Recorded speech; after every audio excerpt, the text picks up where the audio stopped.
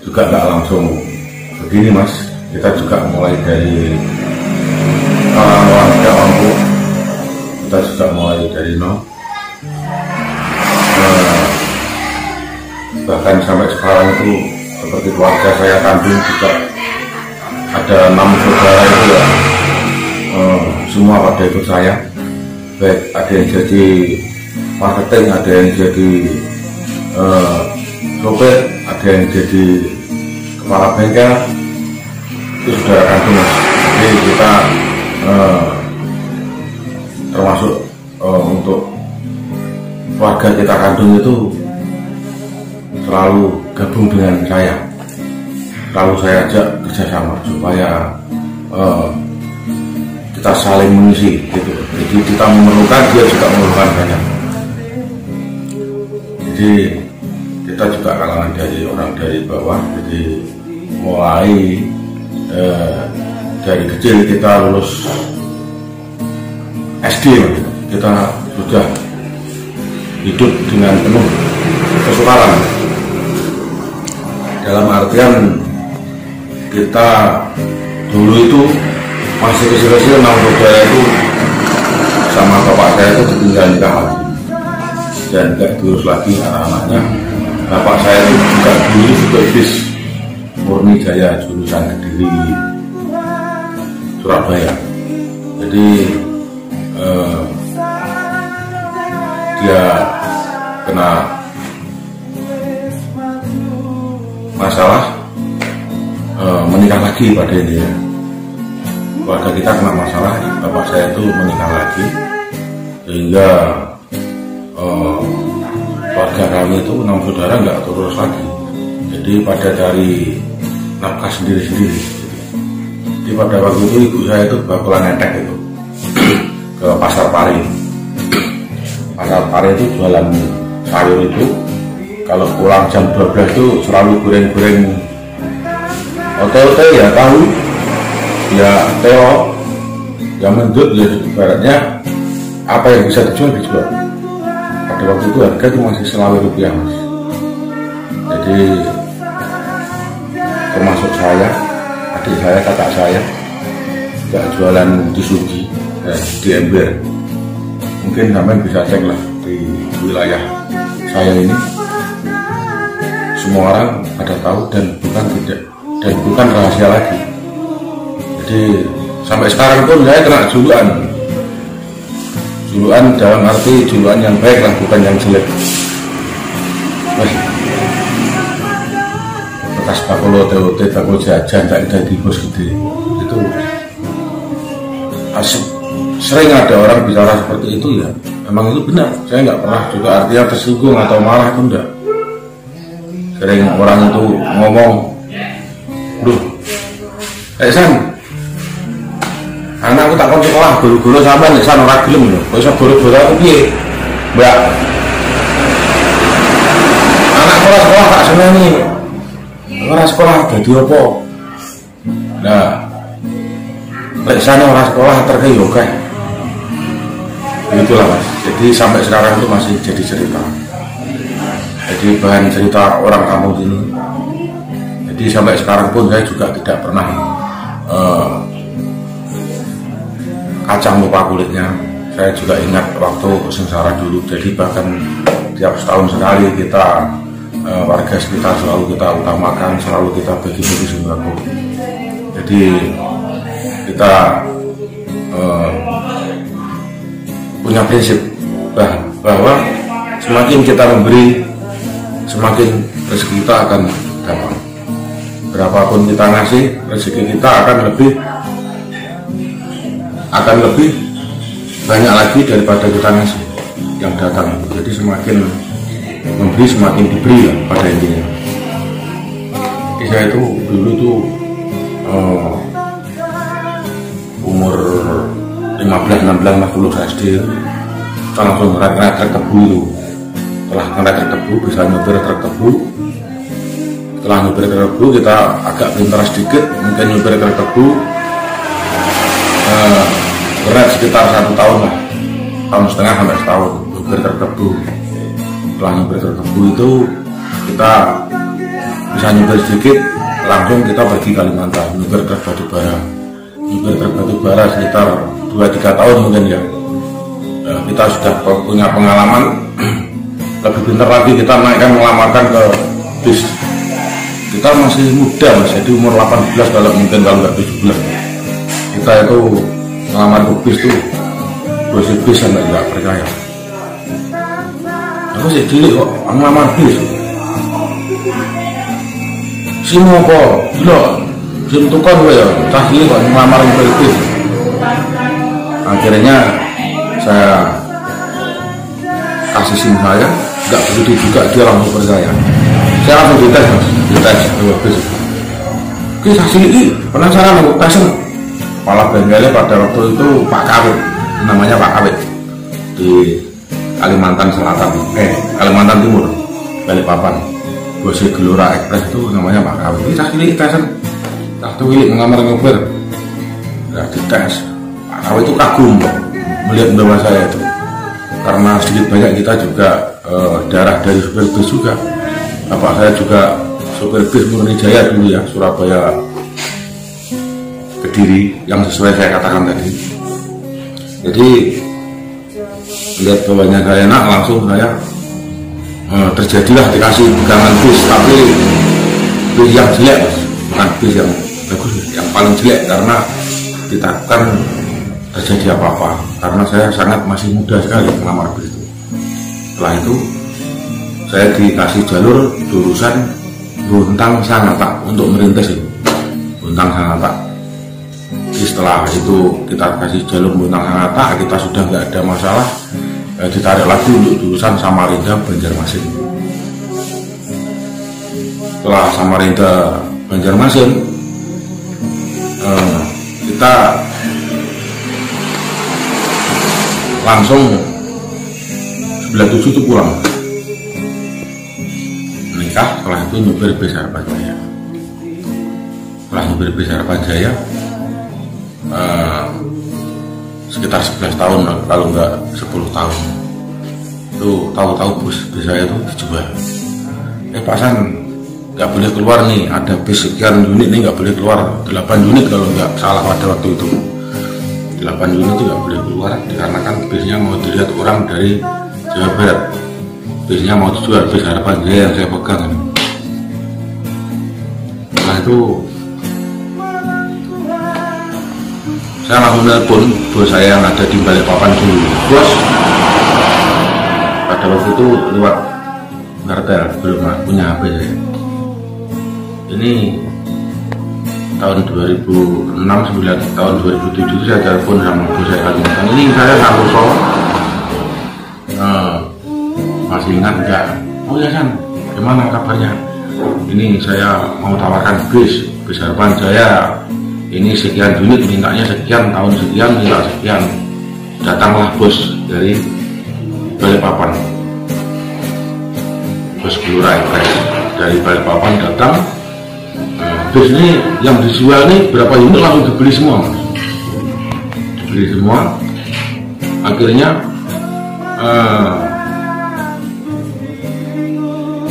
setelah dibeli saya dapat komisi itu sekitar 100 jutaan dapat dari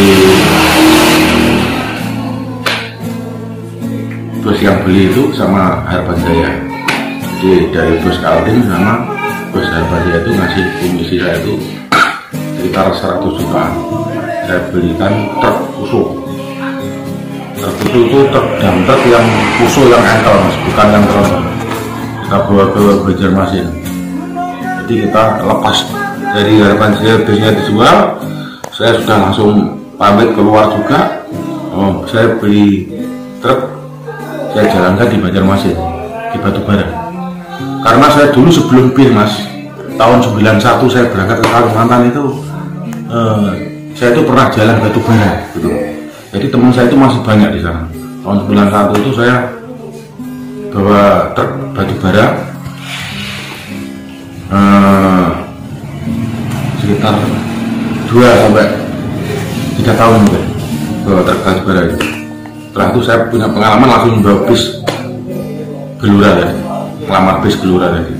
Jadi karena teman saya pada waktu saya datang di Banjarmasin tahun 91 itu masih banyak, saya cari sana, bro aku punya modal sekian, gimana ini, belikan apa ini.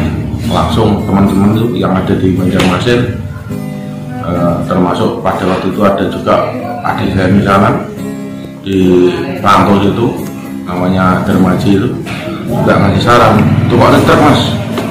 Teman-teman saya yang ada di Banjarmasin yang tahun berapa puluh tahun nggak ketemu itu saya temui lagi, tukang truk ya pak, tukang truk ya kok itu supir dia lah, nah, belikan truk busuknya.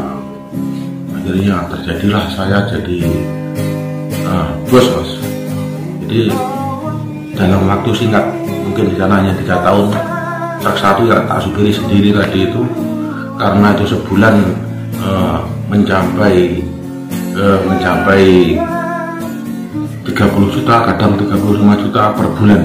Saya supiri sendiri itu siang malam saya nggak bisa ngantuk, karena biasanya bis Harapan Jaya bayarannya 1.000, 70.000 pada waktu itu tahun 2000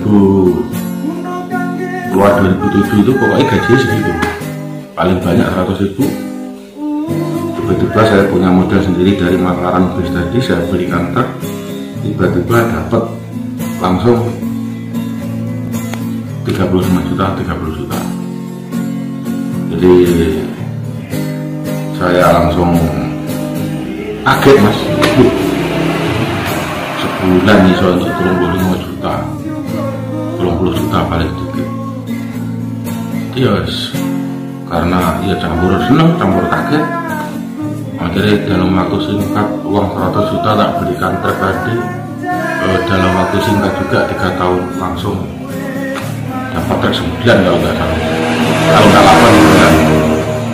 Nah, langsung saya sekitar tahun 2000 berapa ya? Kok Suramadu dibangun loh mas, saya agak nyeklap itu.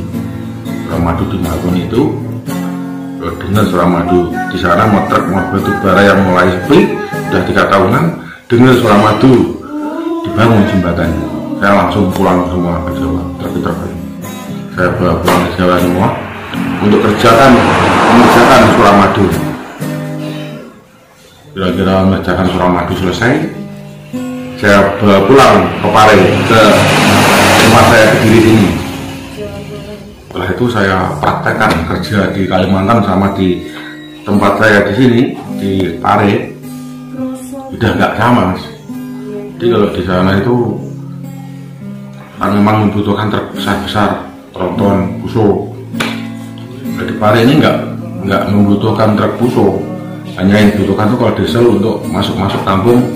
Puso tidak bisa untuk operasi di daerah wilayah Kediri, karena Kediri bukan wilayah gede. Mungkin puso kami itu hanya bisa bergerak di kota-kota besar, Surabaya, seperti itu. Dari truk 9 tuh kita jual habis mas. Untuk kerja di Kediri sepi, sampai kita jual 1 sampai 32 itu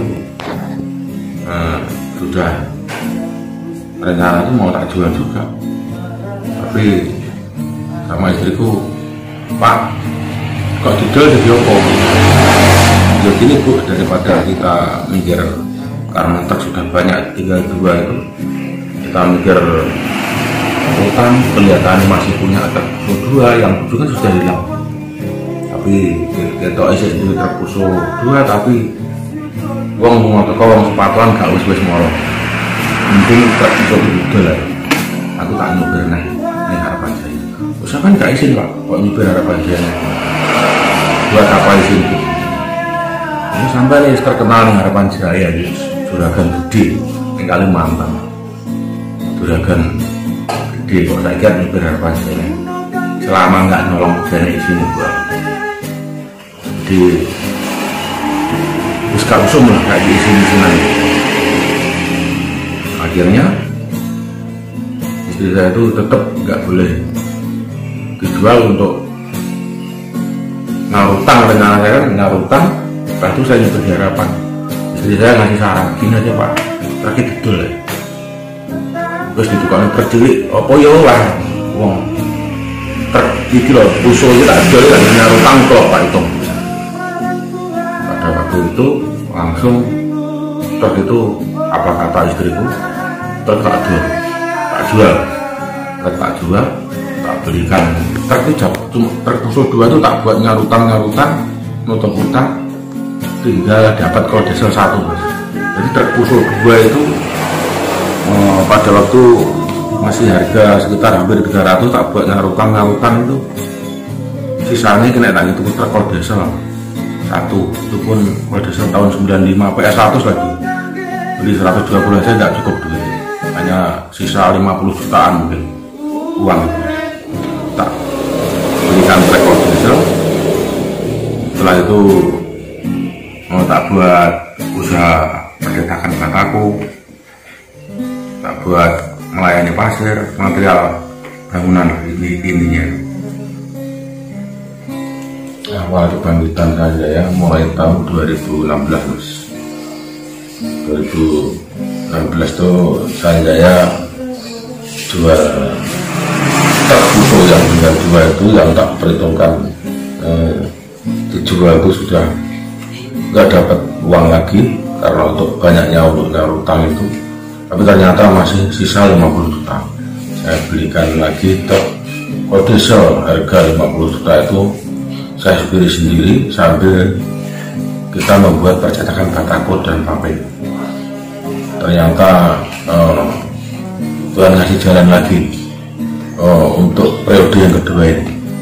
Jadi yang pertama Tuhan memberi jalan percayaan saya, truk 9 yang sudah habis itu sudah 0, saya sudah enggak pernah mimpi lagi punya truk yang sekian banyak. Ternyata hingga saat ini Tuhan itu baik Mas. Jadi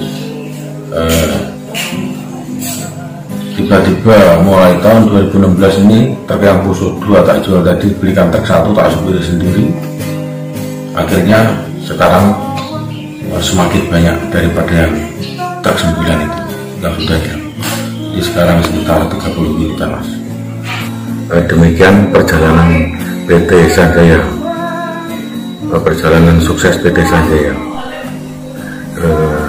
Ini kisah hidup nyata bagi pengalaman demi pengalaman selama ini pada diri kami. Semoga pengalaman PT Sanjaya atau perjalanan PT Sanjaya bisa menjadi teladan dulur-dulur semua, karena bagi saya pendidikan bukan suatu jaminan, namun semangat kita yang akan menjadi kita maju ke depan. Dan semoga pengalaman PT Sanjaya ini bisa bermanfaat buat dulur-dulur semua. Tetap semangat. Demikian, terima kasih pemirsa. Salam dari Sanjaya atas buat sedulur kami semua. Mungkin yang kenal dengan PT kami, Andri Putra Sanjaya, paling Kediri, Jawa Timur. Kami ingin menyajikan lagu Mars PT Andri Putra Sanjaya. Rekanan kami Mas Ari yang sedang mengarang lagu berjudul Sanjaya, yang sangat menyentuh hati kami, karena sesuai perjalanan kami mulai dari supir akhirnya bisa menjadi seorang pengusaha sukses, dan kami amini semuanya ini karena lagunya Mas Ari ini sangat menyentuh hati saya sekali lagi, dan sesuai dengan perjalanan kami selama ini dan tidak kurang satu apapun. Demikian, terima kasih. Kami akan serahkan pada MC saya, Pak Purnomo. Monggo Pak Pur, kami serahkan dengan kami ingin mendengarkan saja.